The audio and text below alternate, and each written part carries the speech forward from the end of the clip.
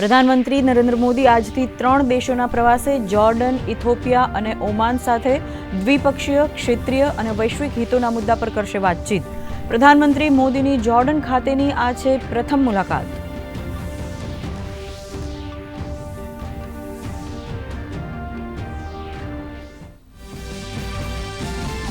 સંસદના શિયાળુ સત્રના છેલ્લા અઠવાડિયાનો આજથી પ્રારંભ. રાજ્યસભામાં એસઆઈઆર અંગે ચર્ચા યથાવત, તો લોકસભામાં અનુદાનની અનુપૂરક માંગો પર થશે ચર્ચા. વિનિયોગ બિલ પણ થઈ શકે છે પસાર.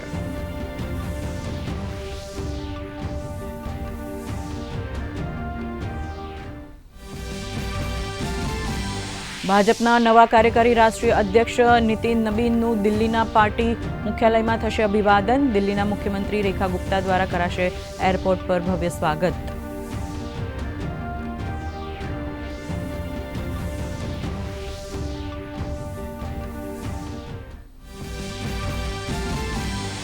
ઓસ્ટ્રેલિયાના બોન્ડી બીચ પર થયેલા આતંકી હુમલાની ચોતરફ નિંદા. મૃતકો અને ઇજાગ્રસ્તોના સન્માનમાં આજે અડધી કાઠીએ ફરકાવાશે ઓસ્ટ્રેલિયાનો રાષ્ટ્રીય ધ્વજ.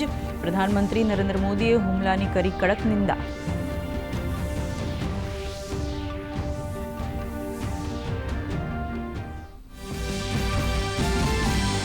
રાજ્યપાલ દેવવ્રત આચાર્યએ આણંદના પલોલના ગ્રામજનો સાથે કરી સફાઈ. સફાઈ કર્મીઓનું સન્માન કરી સ્વચ્છતાને આપી પ્રોત્સાહન. વ્યસનના વ્યાપ અંગે વ્યક્ત કરી ચિંતા.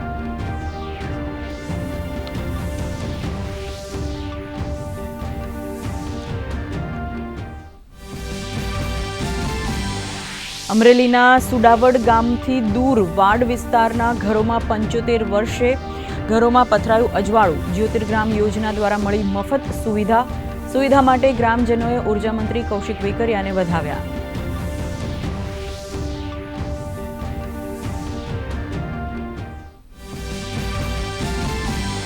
રાજ્યમાં ઠંડીનું જોર ઘટ્યું. ડિસેમ્બરમાં પણ ઠંડીને બદલે થઈ રહ્યો છે મિશ્ર ઋતુનો અનુભવ.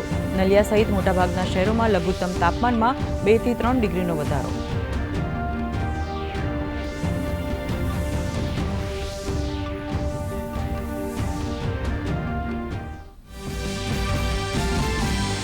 સ્ક્વેશના ઇતિહાસમાં ભારતની ઐતિહાસિક સફળતા. ચેન્નઈમાં રમાયેલી મેચમાં હોંગકોંગને મ્હાત આપીને જીતી લીધો પ્રથમ વિશ્વકપ.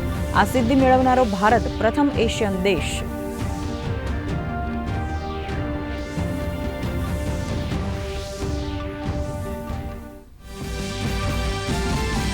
અને આજે દિલ્હીમાં જોવા મળશે મેસીનું મેજિક. બપોરે 1 થી 4 વાગ્યાની વચ્ચે અરુણ જેટલી સ્ટેડિયમમાં યોજાશે સેલિબ્રિટી ફૂટબોલ મેચ. ટ્રાફિક પોલીસે જાહેર કરી એડવાઇઝરી.